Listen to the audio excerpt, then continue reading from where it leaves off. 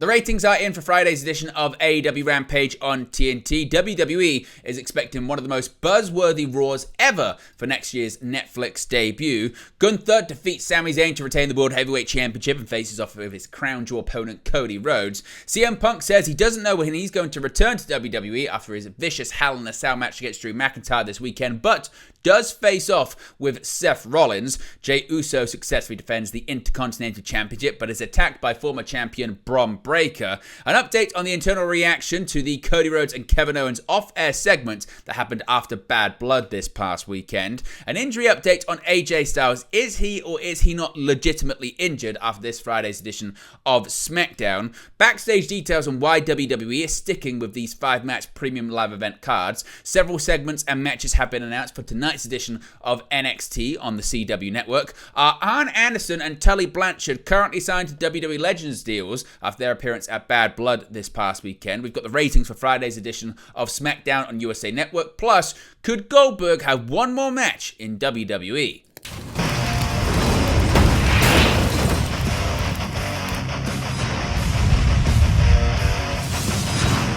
Hey guys, welcome back to Wrestling News 365. Hope everyone is doing very well. As always, there are plenty of news stories to get into in the world of professional wrestling. Let's begin with the ratings for AEW Rampage on TNT. And it would appear, with the new media rights agreement now fully signed, sealed, and delivered between All Elite Wrestling and Warner Brothers Discovery, that Rampage could be exiting the airways fairly soon. But what's going on when it comes to the current ratings for the program? Well, it doesn't look too good for All Elite Wrestling. Friday's AEW Rampage episode averaged 216,000 viewers on TNT, down 21% from the previous week. It's the lowest audience total for the show since August 2nd, and the second lowest viewership of all time for AEW Rampage. Rampage drew a 0.07 in the 18 to 49 demographic, finishing 17th on the primetime cable charts. That's down 12.5% from last week and ties the lowest rating the show has ever done in that category. The episode went head-to-head with the WNBA playoff game on ESPN2 and college football games on both ESPN and Fox. As compared to the same week in 2023, Rampage's viewership was down over 40%, while its 18 to 49 rating was down over 41%. So what are your thoughts when it comes to the ratings for Rampage on Friday night? Now, of course, as we get closer to next year, several people are getting more excited about Raw's debut on Netflix in 2025. Now, WWE is going to have a bit of a longer gap than usual between PLEs, with the Royal Rumble in 2025 happening on February 1st. But according to Sean Ross Sapp of Fightful Select, they're not concerned about that. WWE Monday Night Raw debuts on Netflix in January, with the debut episode taking place on January 6th. John Cena has already confirmed that he'll be a part of that big show, which Fightful Select's Sean Ross Sapp is told is expected to be a big one. Quote, the show is likely to be one of the biggest episodes of Raw in history from the standpoint of buzz, a longtime employee of WWE told Sean Ross Sapp. They cited that Netflix could end up being one of the biggest deals in the history of the company. The way that sources within WWE described it to Fightful was that it's being talked about early on as being the quality of a PLE. WWE views the move to Netflix as their next leap in popularity, Fightful have been told. Now, while Fightful haven't been told of specific plans, WWE sources had indicated to expect a major show. It was said to expect talent from SmackDown booked for the show as well, though that hasn't been factored in just yet. WWE will also be bridging the special events gap buzz with Saturday night's main event. Fightful have been told that one of the strategies was to have major events across all of their platforms in consecutive months, with SmackDown's premiere on USA in September, NXT on CW's debut in October, Saturday night's main event in December on Peacock, and Netflix debut with Raw in January. Now, WrestleVotes Radio had reported that Los Angeles' Intuit Dome was the likely location for the show. It was confirmed to Fightful this past week that indeed is the plan. Now, speaking of Raw last night, Gunther is still the World Heavyweight Champion, and now he has his sights firmly set on the undisputed WWE Champion, Cody Rhodes. Sami Zayn versus Gunther has become a fairly major rivalry in WWE over the last 12 months. At WrestleMania 40, Zayn defeated his nemesis to become the Intercontinental Champion, ending Gunther's historic 666-day reign, but their rivalry took on a new chapter after Gunther defeated Damian Priest to win the World Heavyweight Championship. For weeks, the champion refused to give Zayn Zayn a shot at the gold. When he finally relented, the two men were in the main event of the first 2-hour Raw in a very, very long time. And while Zayn once again put up a strong fight, this time Gunther was able to retain. The match was back and forth from the beginning, but it turned when Zayn hit a haluva kick on Gunther on the outside. Unable to win the title on the outside or via countout, Zayn was eventually able to get the champion back in the ring, where he hit another haluva kick in the corner. He then went for a third one, however, and Gunther countered with a massive clothesline. From there, it became a matter of how much violence it would take to keep Zayn down. He kicked out of the clothesline, kicked out of a powerbomb at one, and he even kept his arm in the air while locked in a sleeper hold. Zayn's fingers were inches away from touching the rope and breaking the hold when Gunther dragged him back into a grapevine position. Even then, Zayn never tapped, passing out to the champion's grip instead. Of course, with this victory, it means Gunther will face undisputed WWE Champion Cody Rhodes for the newly announced Crown Jewel Championship at the titular Crown Jewel event in Saudi Arabia next month. After the match, Cody Rhodes' music hit and he came out to stare down his counterpart as Raw went off the air. Now, what about CM Punk? What does his future look like after his victory over Drew McIntyre inside Hell in a Cell this weekend? Well, Punk appeared during Raw to address his future after defeating Drew McIntyre inside Hell in a Cell at Bad Blood. Punk outlasted his rival after 30 minutes of action confined in the steel structure, a bout that saw both competitors bleeding profusely and requiring a weaponized GTS to end the proceedings. Selling the impact of the violent rubber match, Punk appeared plastered and bandaged and told fans he could barely walk and that it hurt for him to smile, adding that he still might be alive and the winner on Saturday, but he didn't feel like either were true. Continuing, he said that he was hurting worse than he'd ever hurt in his entire life, but he wanted to thank his fans for their long-time support and the haters, likely including McIntyre, for motivating him to turn that hate into cash. Punk effectively confirmed he would be taking a sabbatical, explaining that he couldn't say when he would be back or if he would be back anytime soon, but he was ready to see his wife after weeks away from her. With that, Seth Rollins' music hit and the pair stared one another down as one made his way to the ring and the other took his leave. Now, Jey Uso successfully defended the Intercontinental Championship, but the former champion Bron Breakker is looking for revenge. Intercontinental Champion Jey Uso retained his title on Raw against the New Day's Xavier Woods in his first televised title defense since defeating Bron Breakker last month. But Breakker made his presence known on the show by showing up and spearing everyone involved. Uso originally granted the shot to Kofi Kingston, but last week Kingston gave the shot to Woods, as the pair's relationship has been strained over the last few weeks. Also last week, it looked like Breakker was content with his loss and congratulated Uso during his victory celebration. During the match, Woods seemed to be in control and hung Uso over the ring barricade. Woods jumped from the top of the stairs and hit a leg drop on the champion's back before getting him back in the ring. Woods went to the top but ran right into a super kick from Uso. Uso then went to the top rope and hit an Uso splash for the victory. Kingston helped Woods after the match and Uso attempted to help him and shake his hand, but Woods gave him the cold shoulder and left the ring. Kingston caught up with his stablemate on the outside as Uso celebrated, but Breakker came out of nowhere and delivered a spear to Uso in the ring. Kingston got in the ring in an attempt to help, but also ate a spear before Woods rolled him out of the ring. Breakker ran around the ring to hit a super spear on Woods and then hit the ropes and hit a second spear on Uso.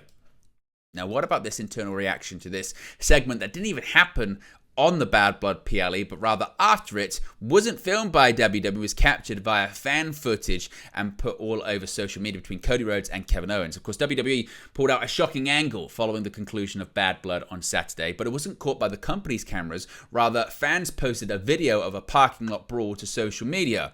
Undisputed WWE Champion Cody Rhodes was confronted by now former friend Kevin Owens in the parking lot of the arena in Atlanta, Georgia, and the two got involved in an altercation following Rhodes' tag team victory alongside Roman Reigns. Of course, tensions had been brewing for weeks between Rhodes and Owens after the champion agreed to team with Nemesis Reigns against the Bloodline at the PLE, and fans caught Owens punching and beating down Rhodes on Saturday. Even though the footage seemingly wasn't caught by WWE's own cameras, Fightful Select reported the response to the storyline fight was positive backstage. Fightful reported those in WWE were very happy with how the angle came off, including the effect of it appearing very spontaneous. According to the outlet, Rhodes was a little roughed up following the segment, but no major injuries were sustained by the champion. Rhodes and Reigns scored the victory over the Bloodlines, Solo Sikoa and Jacob Fatu at Bad Blood after Jimmy Uso returned to take on Tama Tonga and Tonga Loa, who tried to interfere while Sikoa was distracted by his brother. Reigns hit the spear for the victory. Of course, after the match, we also saw The Rock return as well. Now, Paul Triple H Levesque also sold the Rhodes versus Owens confrontation at the press conference following Bad Blood, saying Rhodes was meant to be there but was unavailable. What's going on with AJ Styles? Well, so many people are confused whether AJ Styles was legitimately or storyline injured this past Friday night on SmackDown. Now, at the start of the year, no one could have figured out that AJ Styles and a potential ankle injury would be such an interesting story. And yet, it has ever since Styles' match with Carmelo Hayes ended via a referee decision this past Friday with Styles holding his ankle. Initial reports suggested the whole thing was a storyline and that AJ Styles was fine. But the tone on that changed on Monday when the belief emerged that Styles had legitimately injured his ankle. Now the situation appears to be even kind of murkier about this. Now, during Select Answers report, Fightful Sean Ross Sapp gave yet another update on Styles' situation. Sapp reiterated that he had been told initially that Styles' injury was a storyline and had been planned. He also confirmed that Styles' friends, WWE writers and staff, had all since been told that Styles' injury was legitimate. Despite that, Sapp expressed some skepticism about Styles being injured, mostly due to how the situation was handled. Sapp noted that the camera remained on Styles at all times, even after he was injured, even though protocol in WWE and AEW involves cutting away when a talent is hurt. In addition, Styles was filmed going to the back, and segments on the show later aired showing him in the trainer's room and leaving the arena on crutches. Finally, Sapp pointed out that an update on Styles' condition had been given by Jackie Redmond, followed by Styles seemingly responding, another unusual development for a usual injury. As such, Sapp ended his update by stating he wished Styles the best and hoped that the ongoing events were part of an angle, but as of right now, we just don't know. Bad Blood, of course, was this past weekend. It's just the latest of the now newer format of WWE PLEs that involves just 5 matches on the card. Ever since Paul Levesque took over creative direction of WWE in 2022, the company's premium live events have been 5-match cards, barring a few exceptions, namely WrestleMania and SummerSlam. The idea was taken after the success of the NXT TakeOver events while Levesque was in charge of that brand, and when the 5-match cards were brought to the main roster, they were met with universal praise. However, the cards recently have started to receive some criticism as fans believe the matches and performers that deserve to be on the WWE PLE events end up on Raw and SmackDown as the company insists on keeping the 5-match limit. Sean Ross Sapp of Fightful Select was asked about the talent that isn't booked on the shows and whether they are expected to attend even if they aren't wrestling. Sapp explained that while talents aren't expected to be at these events, WWE plans to frequently use backstage segments to get people on the show, which also includes the use of legends as shown at Bad Blood, where multiple Hall of Famers were shown on camera. WWE has started producing packets for younger wrestlers to let them know the legends in attendance if they want to ask questions or seek advice. Sapp also noted that keeping the 5-match cards for premium live events has saved WWE a lot of money on travel costs, and stars who aren't booked have an extra day off that they usually wouldn't get, as the company tends to hold its house shows on weekends, which will also be toned down moving forward to give wrestlers a lighter travel schedule. Of course, tonight it's NXT on the CW. Of course, also it's AEW Dynamite Title Tuesday. But NXT is on the road once again this week following the developmental brand's debut on the CW and is also up against AEW Dynamite Title Tuesday due to the MLB playoffs. The company is attempting to draw in viewers with main roster stars and exciting segment announcements for the St. Louis show, and two more were announced on NXT's X account on Monday. NXT champion Trick Williams will address the crowd after his victory against Ethan Page last week in Chicago. The crowd will also hear from NXT Women's Champion Roxanne Perez and a recently returned Cora Jade after the latter returned during the champion's match against Julia. WWE had previously announced that rookie Javon Evans would take on St. Louis native Randy Orton on the show, which will be the Vipers' first televised match in NXT. 2 more main roster stars, the WWE Women's Tag Team Champions Bianca Belair and Jade Cargill, will team up with Women's North American Champion Kalani Jordan in a 6-woman tag team match to take on Fatal Influences Fallon Henley, JC Jane, and Jasmine Nix. Now, we spoke about the Hall of Famers being on Bad Blood this past weekend, but have two of them signed Legends contracts with WWE. Well, former WCW World Tag Team Champions Arn Anderson, Tully Blanchard, the former brainbusters in WWE, were highlighted on Saturday at WWE Bad Blood in Atlanta, Georgia, as the two are legends of the Georgia professional wrestling scene. As both men are WWE Hall of Famers and their names were invoked multiple times on the broadcast, some have wondered if the former WWE Tag Team Champions have signed Legends deals with the company. As per PW Insider, neither Anderson nor Blanchard have been signed to Legends deals. Anderson had previously been seen on WWE television at SummerSlam, where he gave Cody Rhodes a pep talk ahead of his undisputed WWE Championship defense against Solo Sikoa. Anderson left AEW earlier this year before appearing in WWE, as he wanted to focus on his son Brock's fledgling wrestling career. He had previously worked for WWE until 2019, when he was released after allowing Alicia Fox to perform at a WWE live event while intoxicated.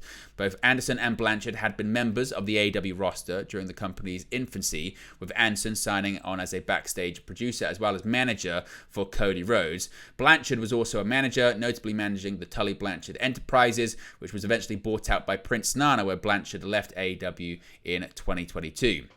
According to Blanchard, he left AEW because people within the company weren't happy with his management of former AEW World Tag Team Champions FTR, which led him to waiting out the rest of his contract in Ring of Honor.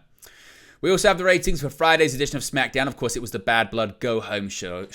October 4th saw WWE's final stop before the Bad Blood Premium Live event on SmackDown, as it emanated from the Bridgestone Arena in Nashville, Tennessee. The Bloodline defended their WWE Tag Team Championships in a hellacious ladder match against the Street Profits and DIY. Chelsea Green ended the evening in a dumpster at the hands of Michin, and AJ Styles made his first televised appearance against Carmelo Hayes in months. With all that said, how many people tuned in live to see everything unfold? According to WrestleNomics, the October 4th episode of SmackDown averaged 1.518 million viewers, down 3% from the 1.568 million viewers from the previous week. The show was also down 7% compared to the trailing 4-week average of 1.639 million viewers, but that figure includes the final episodes to air on Fox on September 6th. While the average viewership dropped, the key 18 to 49 demographic went in the opposite direction, as the show earned a 0.47 number, up 4% from the 0.45 from September 27th. The number is 2% lower than the trailing 4-week average, but again, that figure does include the show's last week on Fox. With a 0.47, SmackDown ranked first for the night on all primetime shows to air on cable for Friday night, according to Programming Insider, marking the third time in 4 weeks the show has achieved that feat. They soundly defeated everything that aired on Fox News, 2 NBA playoff games, and the college football game between Houston and TCU that aired on ESPN. However, SmackDown finished second for the night when including broadcast television behind the Big Ten Oregon-Michigan State game that aired on Fox, and just missed out on cracking the top 10 for overall viewership when broadcast TV is included. And finally, are we going to see Bill Goldberg wrestle one more match for WWE? Well, there's been a bit of an update on Goldberg potentially wrestling another match in WWE following his appearance at Bad Blood. Hall of Famer Goldberg made his first WWE appearance on television in over 2 years at this past weekend's Bad Blood event in his hometown of Atlanta, Georgia. Goldberg was shown in the front row of the show before later getting involved in a segment with World Heavyweight Champion Gunther, with security holding back Goldberg before Sami Zayn appeared and jumped Gunther in the ring. The angle has a lot of people speculating about whether or not Goldberg and Gunther will face off in a match at some point, and there has been another big teaser that Goldberg may indeed be set to make another in-ring appearance. At the Bad Blood post-show press conference, Triple H said never say never in regards to a return for Goldberg, and yesterday he took to X, sharing a clip of him backstage with Goldberg at the event. He said, quote, "Thanks for coming to Bad Blood, Goldberg. We'll talk more very soon, ... But there you go, guys, the latest pro wrestling news for you. Be sure to smash a like on the like button. Be sure to subscribe bottom right-hand corner. As always, let me know your thoughts in the comment section below, and I'll speak to you again very, very soon. Hey guys, thank you for watching, listening, streaming, or however you come across this video today. Be sure to click on the video on the right there to watch our next video, or click the bottom there to subscribe, or the bottom right-hand corner. Thank you very much, and I'll speak to you again very soon.